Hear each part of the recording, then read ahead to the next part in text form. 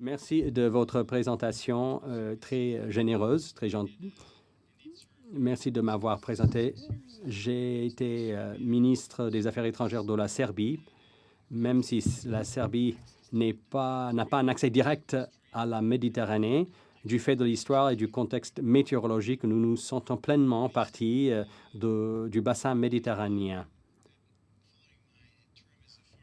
Suivant mon mandat en tant que ministre des Affaires étrangères, lorsque je me suis présenté au poste de président de l'Assemblée générale, je peux vous dire que j'ai gagné la grande majorité des voix de la région méditerranéenne. Donc, cela crée un lien tout particulier à la région.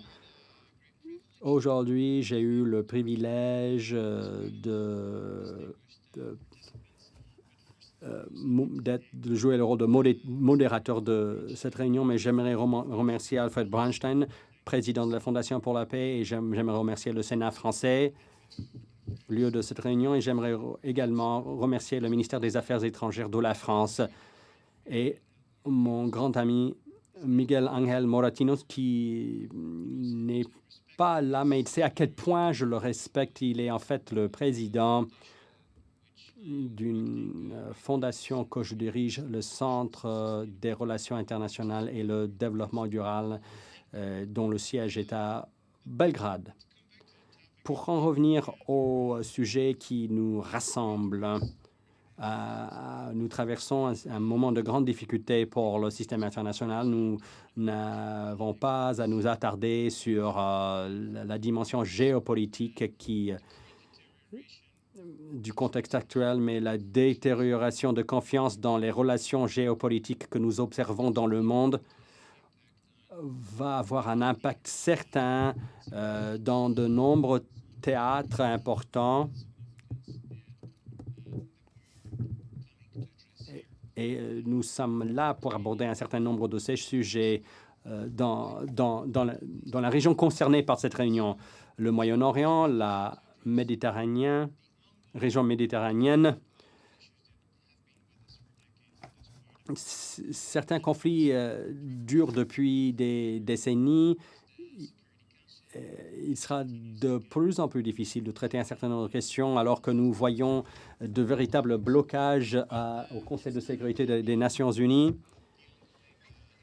Ce n'est pas seulement donc les enjeux et les conflits qui durent depuis des décennies dans la région. Il y a d'autres moments importants qui vont surgir bientôt au sein du système des Nations unies. En tant que personne qui est servi en tant que président de l'Assemblée générale des Nations unies pendant un an, j'ai pu participer au débat sur le programme des objectifs de développement durable. J'ai participé donc à la création d'un cadre pour la négociation du programme de développement post-2015 aux Nations unies.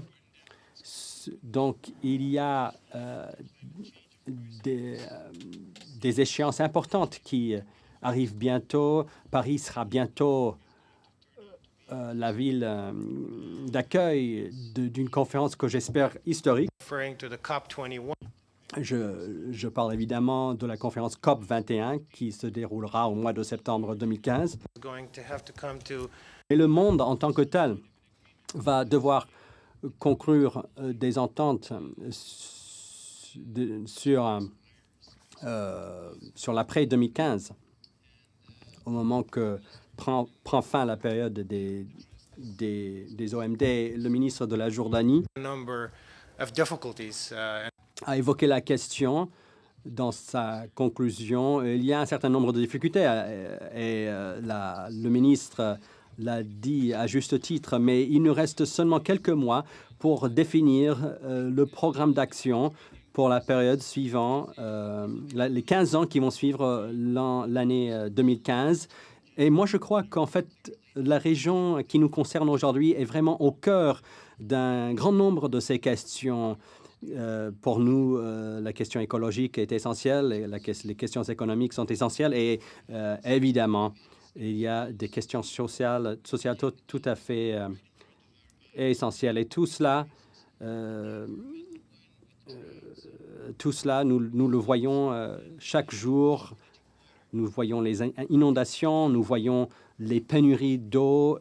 Évidemment, il y a des problèmes économiques. Moi, je dirais plutôt au nord des rives de la Méditerranée qu'au sud, avec la grande crise. Quand je dis le nord, je parle évidemment de l'Europe et la grande crise financière et économique, mais aussi tout ce qui s'est passé au sud pendant le printemps arabe. Donc, c'est un véritable carrefour de politique, de problèmes sociaux, économiques, carrefour de culture. Et sans plus m'attarder sur cette question, je voudrais passer au thème suivant, c'est-à-dire les infrastructures numériques, infrastructures de sécurité. Notre premier orateur est Sylvan Shalom, vice-premier ministre, ministre de la coopération régionale de l'eau et des infrastructures en Israël. Il a occupé d'autres postes ministériels, ancien ministre des Affaires étrangères, ministre de la Science.